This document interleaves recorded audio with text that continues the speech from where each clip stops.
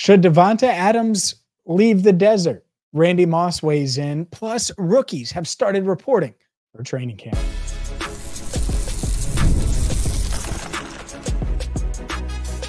You are Locked On NFL, your daily NFL podcast. Part of the Locked On Podcast Network, your team every day.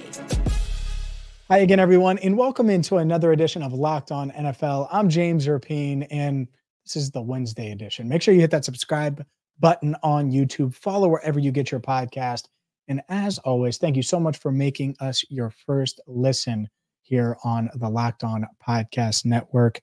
Today's episode is brought to you by FanDuel. Make every moment more. As playoffs wind down, the sports stop sporting like we want them to. But this summer, FanDuel is hooking up all customers with a boost or a bonus daily. That's right. There's something for everyone every day, all summer long. Visit FanDuel.com/lockedon to get started. And speaking of getting started, the NFL is getting started. Training camp, well, Tuesday, multiple teams, rookies reported. In fact, the Bills, Bears, Chargers, Chiefs, Dolphins, Giants, Saints, and 49ers reported the training camp on Tuesday, all of their rookies. And I was looking at that list, and this is going to be a wide receiver centric show for you today, ladies and gentlemen, because not only am I going to react and we'll find out exactly what Randy Moss had to say about Davante Adams' future, and I'll chime in on Davante Adams' future, but I'll read those teams again. Bills, Bears, Chargers, Chiefs, Dolphins, Saints, Giants, 49ers. Just off the top of my head, really quickly, as I looked at those teams, I was like, oh, well, Rome Odunze, Malik Neighbors, Ricky Pearsall, Xavier Worthy, Keon Coleman, Ladd McConkey. You're talking about a bunch of stud rookie wide receivers that I know I'm excited to see. And I know these teams were excited when they drafted them. All of those guys picked within the first 50 picks of the draft, even earlier than that, first 40 picks or so. Ladd McConkey, I think, was the last one. But the point is when you see all of those guys and you look at the teams they're playing for, all of those teams are either hoping to make a Super Bowl run or to make a playoff run and hope that that rookie is a big reason why they're able to make a playoff push after being down last year. Like the Giants, they're hoping Malik Neighbors is Odell. They're hoping that this is Odell 2.0, that he can come in and help Daniel Jones and help that offense and give them the juice that they need to get over the hump in an NFC East that has been really good at the top in recent years, but who knows? Maybe it's a little more open than we realize now. So there's Malik Neighbors. But regardless of who you look at, Rome Odunze is another one where you have Caleb Williams, you have Odunze, you traded for Keenan Allen. Obviously, last year you traded for DJ Moore, but Odunze is the future there. He is the guy that you want to develop not the best chemistry with Caleb Williams right away. You want all those guys to have the best chemistry, top chemistry with him. But you want him to be an anchor franchise-wise. And so getting him, it was huge that they were able to do that, pair him up with Caleb Williams. But Tuesday is the first day where they get to, or was the first day where they get to start that journey. And that's what I think is so interesting about the teams that first reported, is because there's so many receivers, there's so many storylines. The Bills, I mean, Josh Allen's really relying on Keon Coleman to be an instant contributor, to be an instant impact player. And that might not be the case for all of these guys. Ricky Pearsall, while I think he can make an impact right away, will they need him to in San Francisco? You have Brandon Ayuk, you have Deebo Samuel, and those guys could get nicked up. So it's nice having Pearsall. At the same time, I think Ricky Pearsall is someone, could be your third receiver, could be a guy that eventually replaces one of those top two players that you have at the receiver position. But, and I know stylistically they're different, but for now, I think he could be sort of a supporting actor, so to speak, in that offense when you have a Christian McCaffrey, when you have a George Kittle as well. That doesn't mean he's not a big part of it. But these guys like Ladd McConkey, could he lead the Chargers in targets this year? I don't see why not. Why couldn't Ladd McConkey lead the Chargers in targets? Why couldn't he be a go-to weapon for Justin Herbert right out of the gate? And that's what's interesting to me, is which one of these guys and there are going to be multiple, emerge as the NFL's next great weapon, as the NFL's next great elite player. The money would be on Neighbors, right? If you looked at the FanDuel odds, it would be on Malik Neighbors because he was drafted the highest and he's the best prospect of these guys.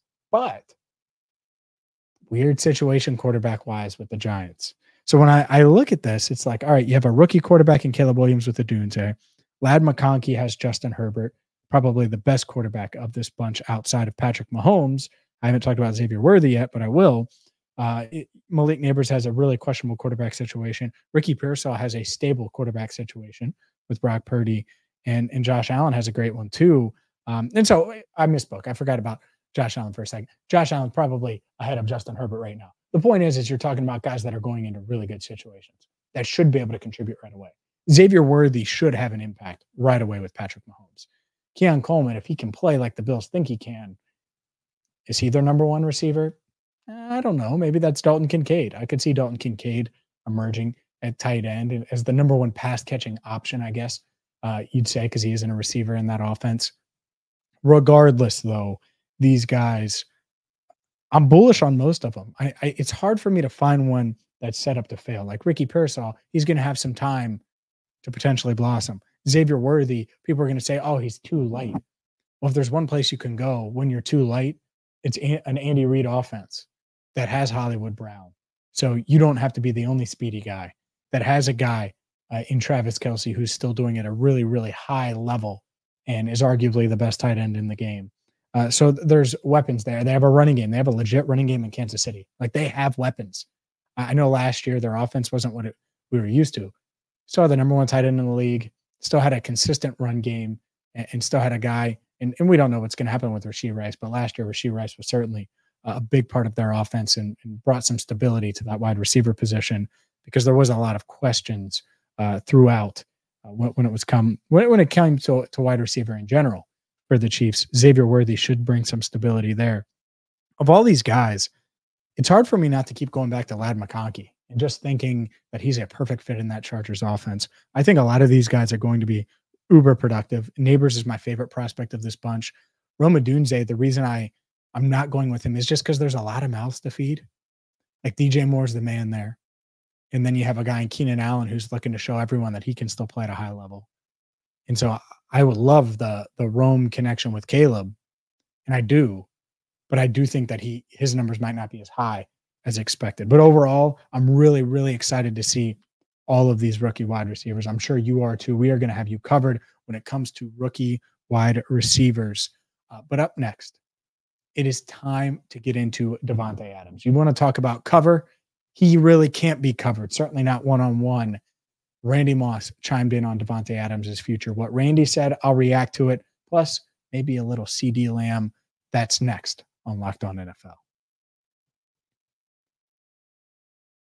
Today's show is brought to you by FanDuel. FanDuel, well, it's where you need to go right now. And I love sports. I love them so much that I never want them to stop. But as the playoffs wind down, we get fewer games. We aren't getting sports. Sports aren't sportsing like we want them to, and like I want them to. But FanDuel lets me keep sports going whenever I want. All I have to do is open the app and dream up bets anytime I'm in the mood. And that's why FanDuel is hooking up customers all summer long daily. That's right. All customers get a boost or a bonus daily all summer long. And that's awesome, because with FanDuel, you can make the most out of your summer, whether it's wagering on Major League Baseball, whether it's wagering on the Olympics, whether it's wagering on NFL futures. And there are plenty of NFL futures in FanDuel and the FanDuel app or at FanDuel.com. So head over to FanDuel.com, start making the most out of your summer. And whether it's the second half of the Major League Baseball season, whether it's NFL futures, maybe you want to get in on the action on some NBA futures, get in on things today with FanDuel. Visit FanDuel.com. That's FanDuel.com. FanDuel, official sports betting partner of Major League Baseball. Let's keep things rolling here on Locked On NFL with something Davante Adams didn't say, but could do. And I think this is a very real possibility considering where he's at in his career. He's in his early 30s now. The Raiders have an out in his contract after this season. No one expects them to be a contender. And so I look at all of this surrounding Davante Adams, and it's like, all right, well, if they're struggling mid-year, could they trade him? Would they trade him? How would it look? And the Up and Adams show with Kay Adams, she interviewed Randy Moss earlier this week. And Randy Moss on Davante Adams' future, he said, I don't see why he shouldn't go chase a Super Bowl. Go back with your quarterback, Aaron Rodgers, man. They made some great things happen. And so there's something I agree with and something I disagree with. And I'll start with the agree part. I totally agree Davante Adams should be in ring mode. If you're watching Receiver on Netflix, and I haven't watched all of the episodes available yet, but watching some, you could see his frustration last year. Davante, I have to break it to you. It's probably going to be another frustrating year. And that doesn't mean you don't believe in the direction of the franchise, but there's just a lot that would have to go right for the Raiders to be good. Maybe they are. Maybe they do end up being good. You have the new coaching staff there with Antonio Pierce, really proven head coach, and Marvin Lewis as the assistant or associate head coach, whatever you want to call him. So the coaching staff, there might be some stability there. But the stability bring you to contending status right away when you have Gardner Minshew and Aiden O'Connell as your quarterbacks? The answer is probably no. It's probably no. Even with a Davante Adams and a Brock Bowers and, plenty of weapons there. Michael Mayer as well. You're talking about weapons that I like, but I'm not sure that's enough. And so when Randy Moss says, yeah, go get your ring, I agree with that. What I don't agree with is this idea that reuniting with Aaron Rodgers is the way to go. And it's really interesting because you look at the NBA, and the NBA moves like this, and there are guys that push for certain destinations. And one of the things I could never understand is Kevin Durant leaving Golden State. Everyone can, there's a lot of people that have criticized Kevin Durant for going to Golden State, but leaving Golden State, leaving Steph Curry, who is ahead of Kevin Durant in the overall NBA rankings players-wise. He is ahead of him now. And I know it was Steph's team and all of those things, but he left Golden State and he joined Kyrie Irving in Brooklyn. Unreliable Kyrie Irving. Injured Kyrie Irving. A guy in Kyrie Irving who's had an up and down superstar career. Very talented, no doubt.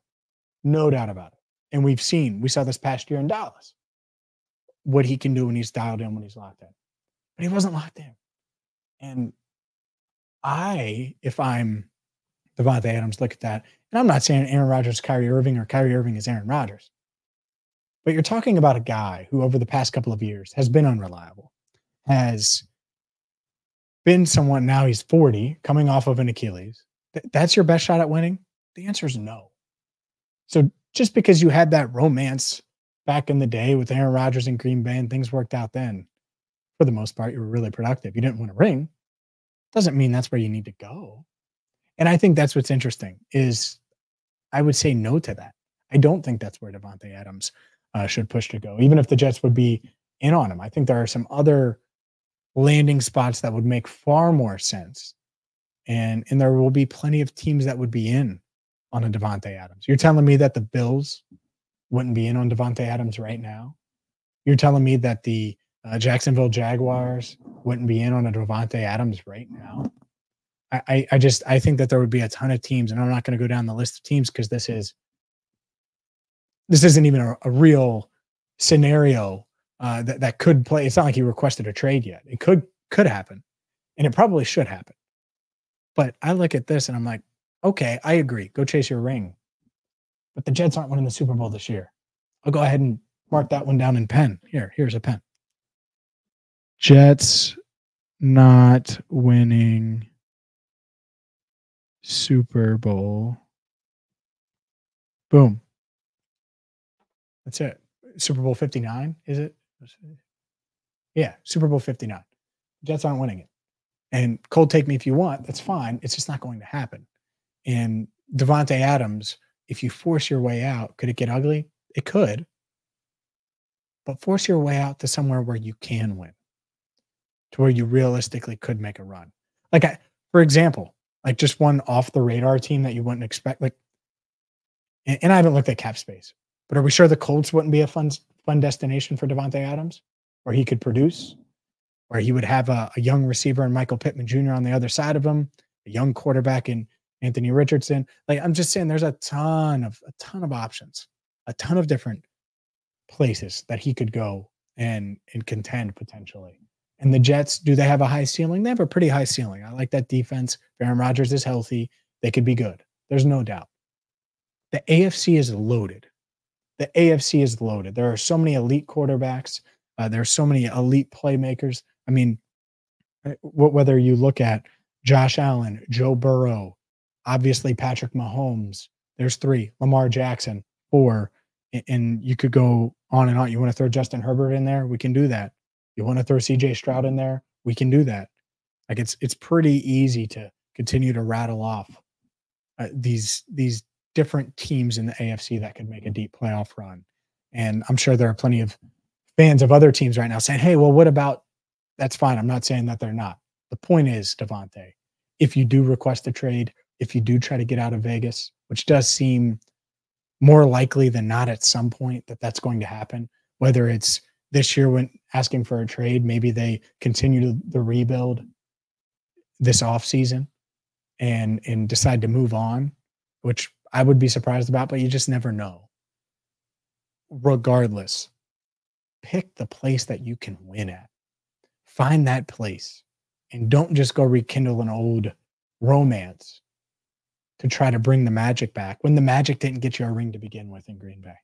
And it's going to be much, much harder to do it with the New York Jets. Up next, from the Raiders and Davante Adams to a young quarterback that a lot of people are completely out on going into year 2. That's right. We're going to talk about Bryce Young coming up next. Today's show is brought to you by LinkedIn. LinkedIn Jobs is here for you. When you're hiring for your small business, you want to find quality professionals that are right for the role. That's why you have to check out LinkedIn Jobs. They have the tools to help you find the professionals for your team faster and for free. They aren't just a job board. LinkedIn helps you hire professionals that you can't find anywhere else. Even those that aren't actively searching for a new job might be open to the perfect role. And that's why LinkedIn users are finding out that that's where they go and that's where they should go to get a job. Over 70% of LinkedIn users don't visit other leading job sites. On LinkedIn, 86% of small businesses get a qualified candidate within 24 hours. Hire professionals like a professional on LinkedIn. Post your job for free at linkedin.com/LockedOnNFL. That's linkedin.com/LockedOnNFL to post your job for free. Terms and conditions apply. It's time to discuss Bryce Young. And Bryce Young is a player that I understood taking first overall. I was in on Anthony Richardson and said so on this podcast last year before the draft. I just thought big, physical, freak talent. That's who you take number 1 overall. You figure out the rest after you get him. And CJ Stroud obviously looks like the right pick right now. Richardson promising. Bryce Young looked small, looked overwhelmed. And at the same time, I look at his numbers, 59.8% completion percentage, 2,800 yards, 11 touchdowns, 10 interceptions. I get all of that. I get it. Because he looked tiny out there on the field. But what did I lead the show with?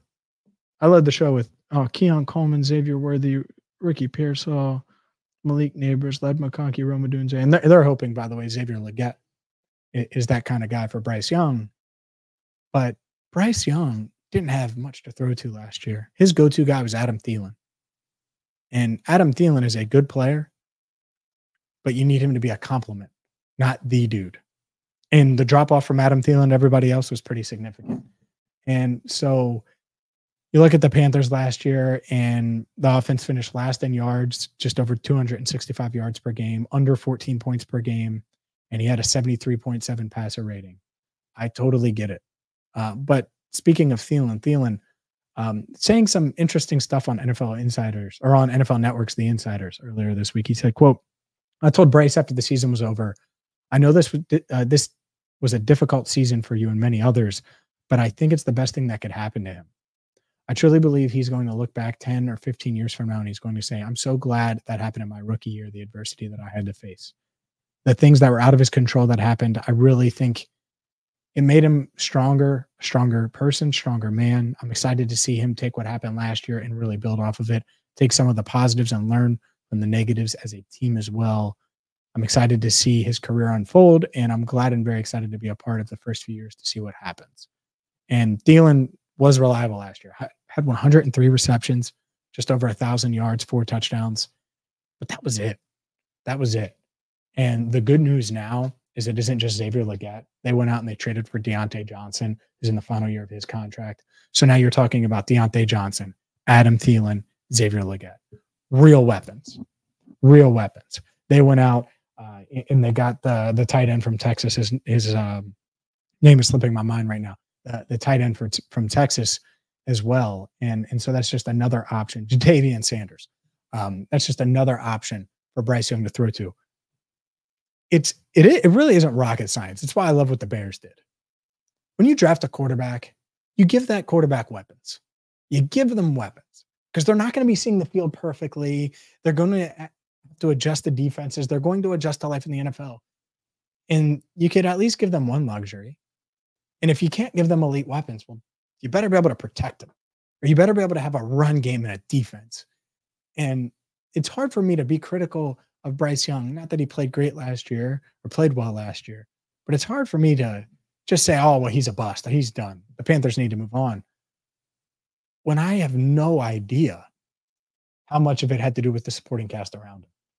Most quarterbacks struggle in year one. Most first overall picks don't put up good numbers in year one because of the pieces around them. Some teams have done better than others at doing that. But I look at what they've done this offseason, and I think that the Panthers, not that they're going to make a playoff run or anything like that, but can they be a competent football team? Can they be a team that is tough to deal with on Sundays? I think so. I mean, they won 2 games last year. 2. Could they double that? I think that's reasonable. They were minus 180. They were outscored by 180 points last year. That can't happen. They could not score. They finished 2-15. They gave up 400 points, 416 points. They only scored 236. It's just unbelievable. Unbelievable. And so when I think of the Panthers, I think a lot of people assume, all right, well, Bryce Young's too small, not going to work, not a big arm, not a special athlete. And that might be true. It might be true. He might not work out. At the same time, let me see it this year.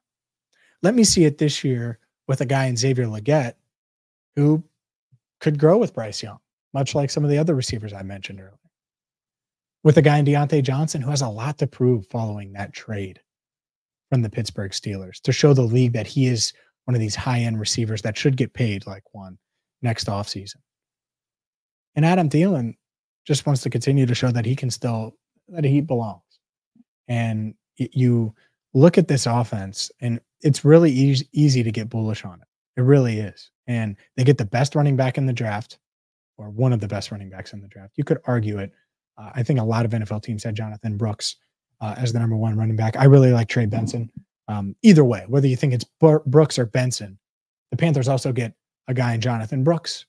Maybe they have a running game.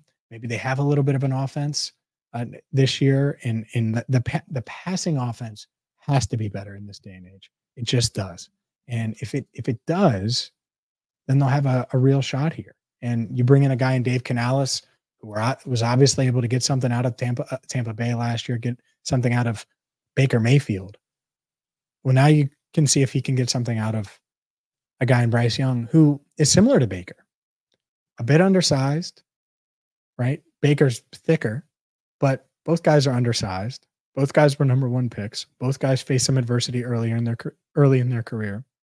Both guys know what it's like to play for non-stable franchises, right? Baker had to play in Cleveland when it was the Freddie Kitchens show. Last year, the Frank Reich show, and just everything that Bryce had to deal with. So I'm not completely selling my stock on Bryce Young.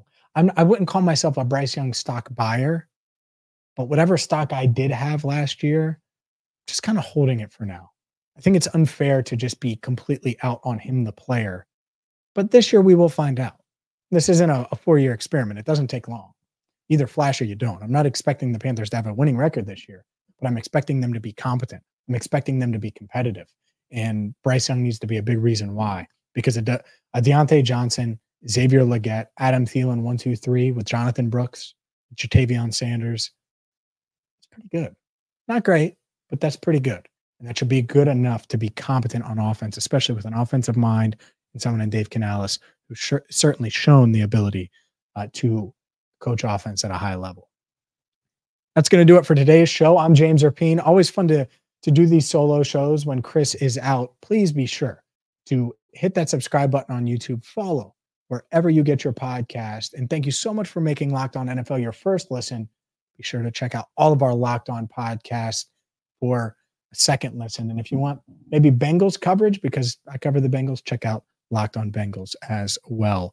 Thank you so much for listening and watching to Locked On NFL. We will talk to you next time.